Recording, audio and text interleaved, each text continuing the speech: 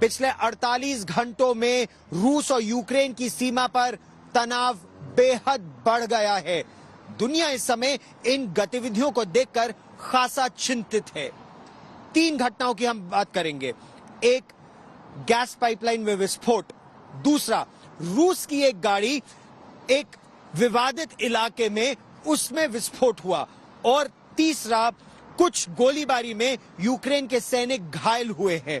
अब इन तीनों घटनाओं को जोड़ा जाए तो आकलन यूक्रेन में यह है कि रूस की तरफ से सीमा पर हिंसा बढ़ी है और यह तैयारी है जंग की। हालांकि रूस ने इस बात से साफ तौर पर इनकार किया है कि वो यूक्रेन पर हमला करना चाहता है या जंग चाहता है। लेकिन इस बढ़े हुए तनाव पर देखिए हमारी ये रिपोर्ट।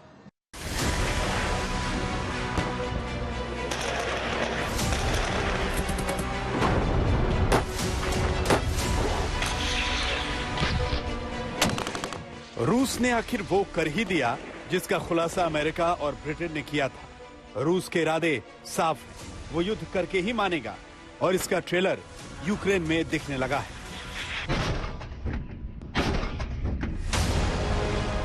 यूक्रेन में रूस समर्थित अलगाववादी इलाके दोनेत्स्क में एक कार बम धमाका हुआ। इसके कुछ ही घंटे पहले यूक्रेन की लुहांस्क सिटी में भी रात के वक्त आसमान में आग का गोला देखा गया और एक इंटरनेशनल ऑयल पाइपलाइन फट गई।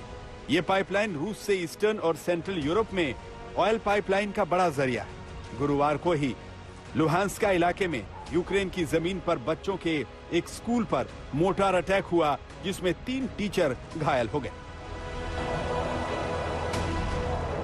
यूक्रेन बॉर्डर के बेहद नजदीक वो भी ऐसे इलाके जो हैं तो यूक्रेन के, लेकिन वो खुद को स्वतंत्र घोषित कर चुके हैं और वहां रूस समर्थित अलगाववादियों का कब्जा है और जहां से रूसी सेना की तैनाती महज चंद मिनटों की दूरी पर। वहां ऐसे हमले क्या ये युद्ध का ट्रेलर है?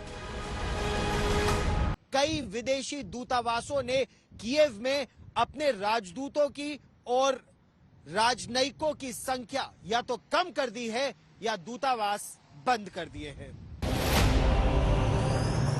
रूस भले ही दावा करे कि वो यूक्रेन बॉर्डर से अपनी फौजें हटा रहा है, लेकिन उसके दावे पर यकीन करने का कोई कारण नजर नहीं आता, क्योंकि यूक्रेन बॉर्डर पर रूस की आक्रामकता बढ़ती ही जा रही है। ईस्टर्न यूक्रेन में बॉर्डर पर पिछले 48 घंटे में रूस की तरफ से भयंकर गोलीबारी जारी है, जिसका एक सीसीटीवी वीडियो यूक्रेन आर्मी ने जारी किया है। इस वीडियो में बॉर्डर के नजदीक यूक्रेन आर्मी के चेक पॉइंट पर हमला होते हुए दिख रहा है। ये डोनबास का वो इलाका है जहां रूस समर्थित अलगाववादियों और यूक्रेन आर्मी के बीच पिछले 8 सालों से तनाव है। यूक्रेन का दावा है कि एक दिन में ही इस इलाके में 33 से ज्यादा सीज फायर वायलेशन हुए हैं और इसके पीछे रूस का हाथ है। इस बीच अमेरिकी राष्ट्रपति जो बाइडेन ने एक बार फिर दावा किया है कि पुतिन ने यूक्रेन पर हमला करने का फैसला कर लिया है। यूक्रेन बॉर्डर पर जारी गोलीबारी के बीच यूक्रेन से खुद को स्वतंत्र घोषित कर चुके दोनेत्स्क और लुहांस्का इलाके में रूस समर्थित अलगाववादी गुटों ने लोगों को हटाना शुरू कर दिया है। अलगाववादी गुटों ने ऐलान किया है कि वो 7 लाख लोगों को सीमावर्ती इलाकों से दूर शिफ्ट कर रहे हैं, क्योंकि उन्हें यूक्रेन के हमले का डर है। रूस ना तो यूक्रेन बॉर्डर पर सीज फायर वायलेशन की बात कबूल कर रहा है, ना यूक्रेन में धमाकों में अपना हाथ मान रहा है। यूक्रेन का दावा है कि दोनेत्स्क और लुहांस्का में खुद हमले करके रूस ने यूक्रेन पर आरोप मढ़ा है ताकि उसे यूक्रेन पर हमले का बहाना मिल जाए। रूस में इन दिनों जिस तरह की मिलिट्री मूवमेंट चल रही है वो युद्ध के अंदेशे को हवा दे रही है। परमाणु हथियारों की नुमाइश, और ऐसी नुमाइश जिसको रूस के राष्ट्रपति व्लादिमीर पुतिन देख रहे हैं, इससे क्या संदेश जाता है कि ये रूस का शक्ति प्रदर्शन है और परमाणु हथियार के शक्ति प्रदर्शन के साथ रूस क्या संकेत दे रहा है? ये संकेत न केवल यूक्रेन को या नेटो देशों को है, ये संकेत सीधे सीधे अमेरिका को है कि रूस के मामलों में हस्तक्षेप करना खतरे से खाली नहीं।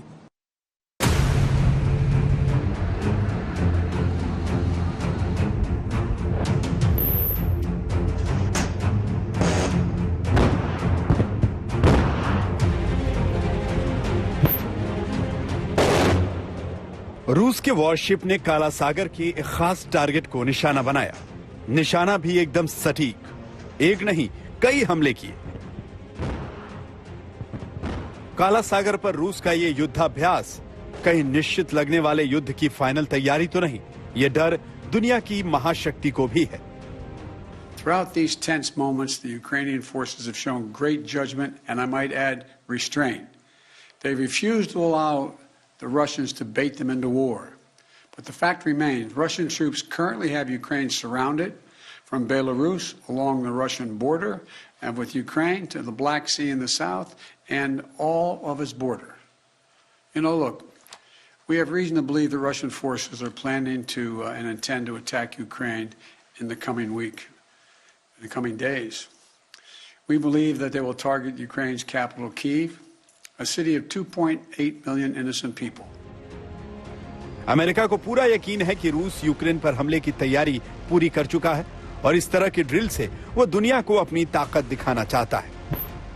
अमेरिका के राष्ट्रपति जो बाइडेन का आकलन है कि रूस के राष्ट्रपति व्लादिमीर पुतिन ने यूक्रेन पर हमला करने का निर्णय ले लिया है, मन बना लिया है और अगले चंद दिनों में, हफ्ते नहीं, अगले चंद दिनों में अमेरिका का आकलन है कि रूस न केवल यूक्रेन की सीमावर्ती इलाकों पर बल्कि यहां राजधानी कीव पर हमला कर देगा।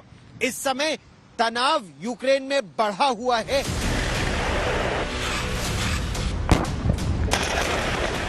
रूस भी दुनिया की एक महाशक्ति है और अभी तक जो इशारे मिल रहे हैं वो अपने मन की करने पर उतारू। यही बात पूरी दुनिया को डरा रही है। आज अपनी ताकत की बड़ी नुमाइश करके रूस दुनिया को परमाणु शक्ति होने का एहसास भी कराने वाला है। रूस ने एक बड़ा युद्धाभ्यास आयोजित किया है जिसमें वो अपने जंगी जहाज और पनडुब्बियों की ताकत का प्रदर्शन करेगा। इसमें क्रूज और आईसीबीएम मिसाइलें भी फायर की जाएंगी। परमाणु हथियार ले जाने में सक्षम मिसाइलों का टेस्ट किया जाएगा। खबरें ये भी हैं कि पुतिन भी इस अभ्यास को देखने के लिए मौजूद रहेंगे। It remains to be seen whether there is a Russian withdrawal. We are, of course, monitoring very closely what Russia does in and around Ukraine. What we see is that परमाणु हथियारों के टेस्ट की बात किया जाना रूस की एक खास रणनीति भी हो सकती है। दरअसल वो इसके जरिए अमेरिका को जवाब देना चाहता है, क्योंकि अमेरिका ने यूरोप के 5 देशों बेल्जियम, जर्मनी, इटली, नीदरलैंड्स और तुर्की में 100 परमाणु बम हमले के लिए तैयार कर रखे हैं। परमाणु बमों के इस्तेमाल के लिए अमेरिका ने इटली, बेल्जियम, नीदरलैंड्स में F-16 तैनात किए हैं, तो जर्मनी और इटली में P-1200 टॉर्नेडो भी तैनात है। यूक्रेन तनाव को देखते हुए अमेरिका ने B-52 परमाणु बॉम्बर को भी ब्रिटेन के हवाई ठिकाने पर तैनात किया है। यूक्रेन की जनता ने भी मन बना लिया है कि वो यूक्रेन की सेना के साथ सरहदों की रक्षा करेगी और सैनिकों की मदद करेगी और इसीलिए इस समय राजधानी कीव और आसपास कई सैन्य शिविर चलाए जा रहे हैं ताकि यूक्रेन की जो जनता है, जो आम नागरिक है, वो भी बेसिक मिलिट्री ड्रिल्स और ट्रेनिंग ले सके।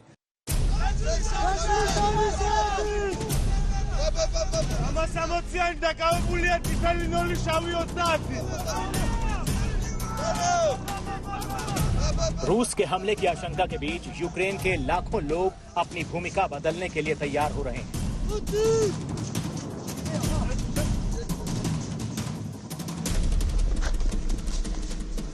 वो रूस के खिलाफ जंग लड़ने की ट्रेनिंग ले रहे हैं।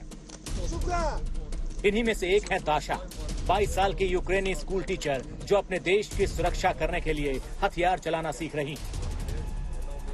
Здесь научились, как владеть оружием, и завтра мы продолжим, чтобы мы могли себя защитить. हम यहाँ पर बेसिक शूटिंग ट्रेनिंग ले रहे हैं।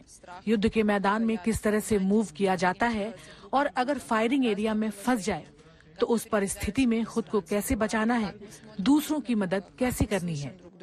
कई लड़कियां अब यहाँ हथियारों की भी ट्रेनिंग ले रही हैं और अपने देश की रक्षा के लिए अपने देश के बॉर्डर पर जाकर लड़ने की भी तैयारी कर रही हैं।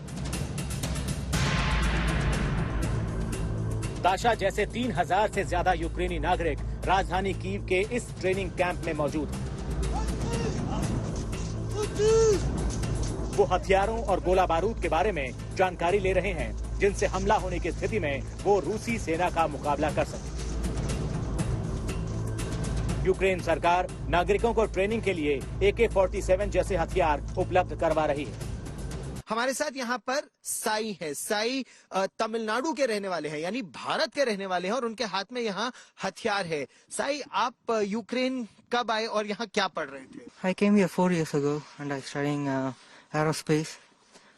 So you're studying aerospace engineering and suddenly we see you with this AK-47 dummy weapon and you're undergoing a different kind of training. What training are you undergoing?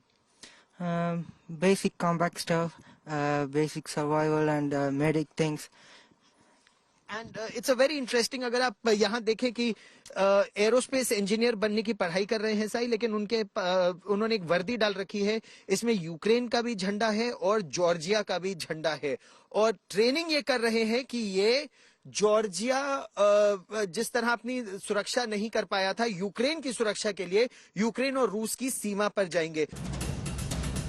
पूरे यूक्रेन में सेना ने सैन्य अभियान में नागरिकों की भागीदारी बढ़ाने के लिए ऐसे ट्रेनिंग कैंप्स तैयार किए। इस अभ्यास में आम लोगों को हमले की तकनीक के साथ बंदूक चलाने की बेसिक चीजें सिखाई जा रही हैं। यहाँ आप इस तरह देख सकते हैं कि अलग अलग देशों के नागरिक हैं जो ट्रेनिंग ले रहे हैं। टैक्टिकल ट्रेनिंग है इस समय इन लोगों की। यहाँ पर युद्ध जैसी स्थिति में कैसे पेड़ों के पीछे से छिपकर आप ऑपरेशन कर सकते हैं, या कैसे जान बचाई जा सकती है, कॉम्बैट मेडिसिन या कैजुअलिटी इवैक्यूएशन, इन सब की ट्रेनिंग यहाँ पर इस समय चल रही है। कैमरामैन पवन कुमार के साथ गौरव सावंत, कीव, यूक्रेन आज तक।